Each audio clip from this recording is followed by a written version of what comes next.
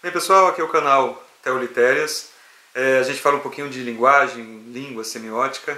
E hoje a pauta do vídeo é abordar de modo geral, né, implicando que vocês se sintam provocados e incitados a pesquisar mais profundamente, né, um vídeo de divulgação, dos truques discursivos, as estratégias discursivas da linguagem, mas não só do nível da linguagem, mas também nível de discursos amplos que de repente buscam pragmatismo, buscam resultar em efeitos pragmáticos ou sensoriais, éticos, lógicos, depende da escola que você estiver estudando.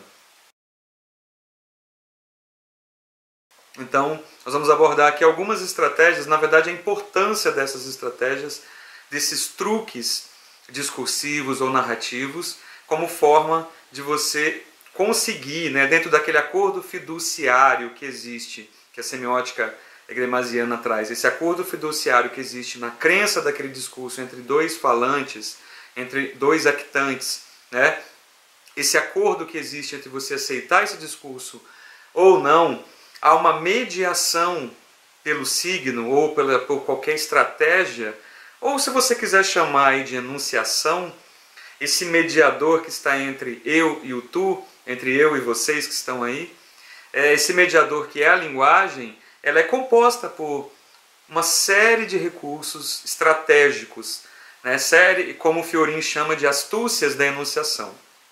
Assim, do modo simples, a gente poderia começar desde quando você pega o seu pão, né, e pede para o seu parceiro em casa, fala assim, se você puder esquentar para mim. Então, nesse se você puder esquentar para mim, a gente já tem um princípio aí de articulação, de truque enunciativo, buscando um convencimento, né? Na verdade uma persuasão, né? Persuadir o outro a fazer aquilo para você. Aí você diz, bem, mas você faz tão bem. Você também está acumulando energias, estratégias e truques enunciativos, seduzindo, né, o outro para que ele possa fazer e desenvolver aquela atividade. Isso no campo dialógico simples, entre eu e um tu, interlocutores singulares. Mas quando você amplia isso e modula isso a níveis muito maiores, a gente tem outras categorias modais muito importantes, assim como a ideia do convencimento, a ideia do convince, né, pela força, onde você vai tentar convencer o grupo de pessoas a agir de determinada maneira, né, através de um aparelhamento ideológico, por exemplo, através da própria religião, através da polícia, através do direito.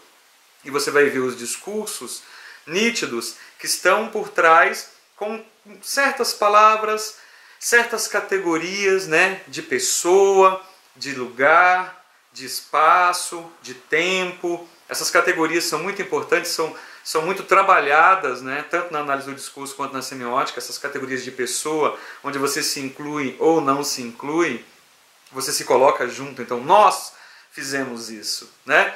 A busca do discurso científico de dar essa ideia do nós, né, da ideia de um imperativo genérico. Eu estou aqui abordando aleatoriamente exemplos e truques, né? Esses truques discursivos. Então, nesse momento do vídeo, que essa fase de convencimento ou de persuasão de vocês, para que vocês possam perceber a importância desses truques ou dessas estratégias, como vocês chamarem melhor, é possível a gente definir aqui então um pequeno painel simples. E eu vou deixar aqui mais ou menos registrado duas situações muito interessantes. Nós temos duas forças centrais de energia argumentativa ou energia pragmática, né? Vontades discursivas de criar efeitos, né, entre esses dois indivíduos.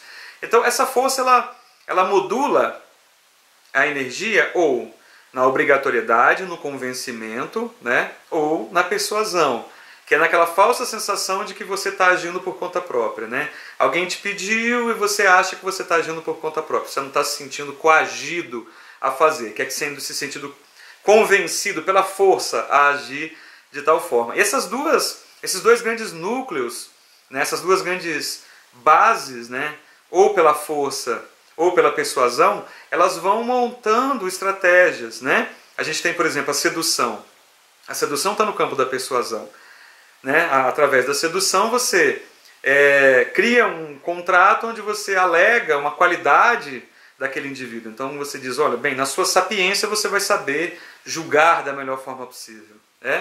Ou você tem uma corrente ideológica de um indivíduo que você quer persuadir, e você pega exatamente, pincela exatamente aquele ponto que você acha que vai ter um impacto maior. Então a gente tem cenários políticos, quem tem tendências a discutir mais questões minoritárias, então você vai dialogar com aquelas questões minoritárias, valorizando aquele indivíduo, através da sedução, seduzindo, do seduzere, seguir. Você segue a pessoa e a pessoa também te segue. É o que a gente vê hoje quando você coloca a política em grupos, em guetos determinados ideológicos. Então, a sedução é um exemplo muito claro aí de persuasão. Você destaca uma característica positiva. Assim como a intimidação, que está ligado ao convencimento. Você convence pela força, através de um ato declaratório coercitivo. Olha, se você não fizer isso, vai ter sequelas. O mundo está tendendo a um caminho desigual. Olha, esse mundo não vai continuar muito se a gente conseguir por esse caminho. Você vai ter penas aí. Então, é aquele contrato fiduciário que a gente tem entre dois seres, entre dois sujeitos. A gente acredita naquele discurso ou porque a gente vai sofrer uma sanção negativa, vai ser punido por aquilo, ou, de certo modo, a gente vai ser beneficiado por aquilo. A gente está sempre nessa relação positivo e negativo dentro do discurso, dentro do seu posicionamento. É claro que quando você acha um discurso que você consegue transbordar o que você pensa, e se reconhecer ali dentro através da alteridade, claro que você fica muito mais contente e vai ser um pontinho positivo aí de proximidade. Então,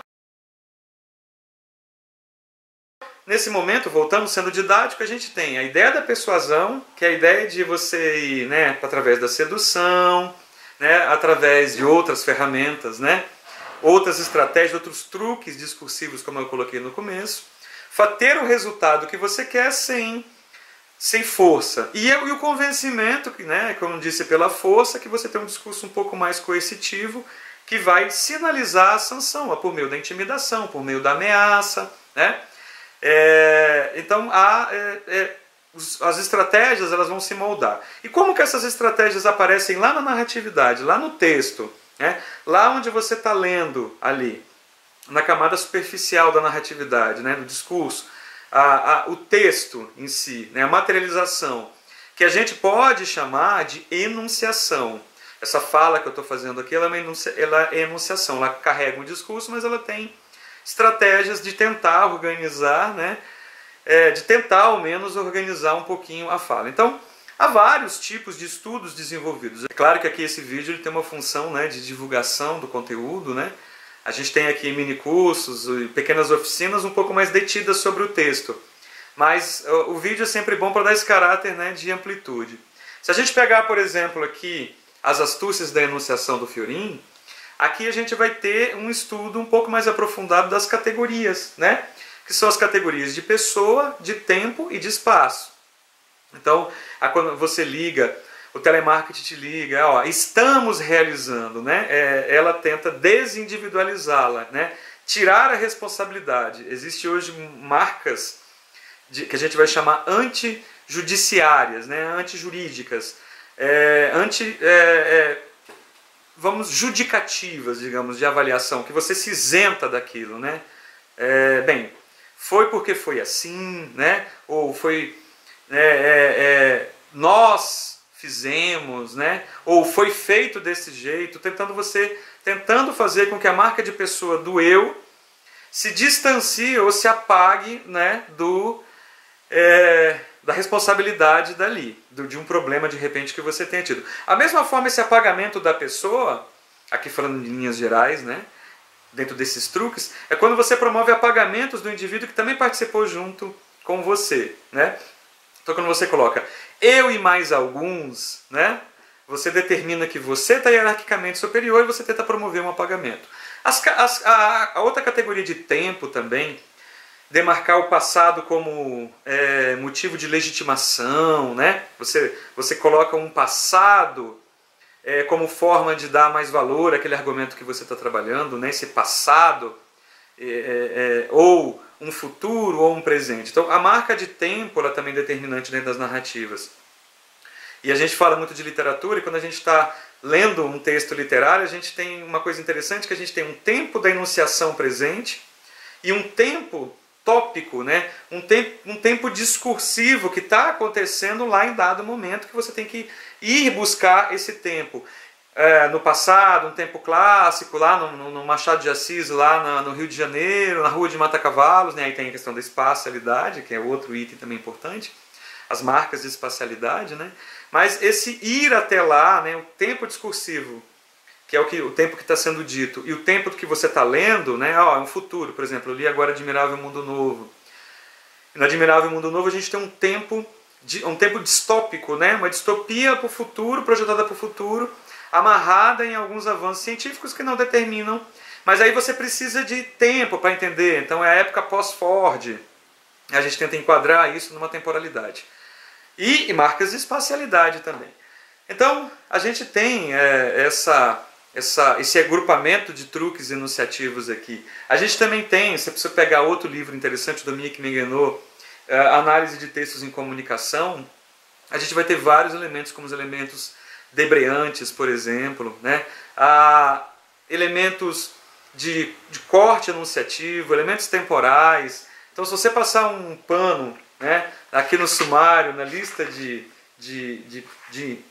dos tópicos discutidos, questão das leis do discurso, né, o pragmatismo do discurso, as competências, né, a competência discursiva. Nem sempre a gente fala porque todo mundo fala ou todo mundo constrói um discurso porque quer chegar no mesmo lugar.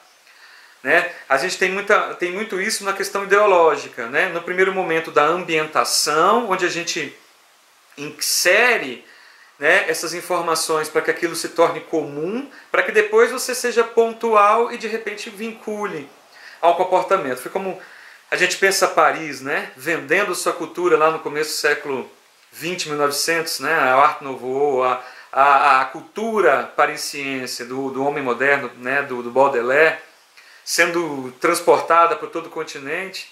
Aí você tem, depois do pós-guerra de 45, a cultura italiana sendo na culinária, na vestimenta, pós-45, cultura americana do cinema, né, sendo pulverizada em pequenos trechos discursivos, signos no cinema, o automóvel. Então, assim, a gente tem, né, já que para o vídeo não ficar muito longo, a gente pode desenvolver, eu acho que é para atiçar você aí a estudar isso, a entender o quanto isso movimenta de energia de linguagem, de energia discursiva, de energia de narrativa, tá? Os caminhos que a gente pode seguir aí são muito grandes, as técnicas que a gente pode seguir, isso aqui é só um panorama geral para a gente começar a se preocupar com isso, com esses truques, né, discursivos, com essas estratégias discursivas que são materializadas no ato da enunciação. Então são muito relevantes a gente se atentar, e muitas vezes são pequenos truques que levam a grandes efeitos. Tá? São pequenos truques que levam a grandes efeitos, e que a gente tem que se ater a esses truques para entender o todo do comportamento discursivo e o comportamento linguístico da gente. Ok? Então aqui tem essas duas indicações. A gente também pode trabalhar de modo profundo a questão do próprio interpretante, se a gente pegar a semiótica peirciana, né? A diferença do intérprete para o interpretante, acho que cabe aí, já tem vídeo aqui no canal discutindo um pouco isso. A função do rema, do discente, né? Para a gente poder entender a forma como ele a forma como ele se molda é também um pouco a forma da estratégia que você usa. Ok? Mas só em caráter de incitar, de provocar vocês a gente desenvolver esse estudo, quem sabe no canal, a partir de então. Próximo vídeo eu vou falar um pouco sobre o objeto da semiótica. A gente tem sempre um dilema aí a respeito de entender o objeto da ciência que a gente estuda. E também finalizar aqui o vídeo falando que nós já estamos com o canal, o blog, né, Teolitérias, que eu produzo os textos, toda segunda-feira, textos teóricos, mas principalmente o blog Teolitérias vai ficar aí abordando textos de obras, né, resenhas de livros, resenhas de filmes, resenhas de música, para a gente movimentar a cultura, principalmente para a gente chegar também a fazer resenhas de artistas locais tão importantes para a nossa comunidade local. Ok? Se gostou do conteúdo, se inscreve. Se optar por por compartilhar o conteúdo desse vídeo, comentar aqui, você vai ser muito bem-vindo. Abraços semióticos a todos, até o próximo vídeo.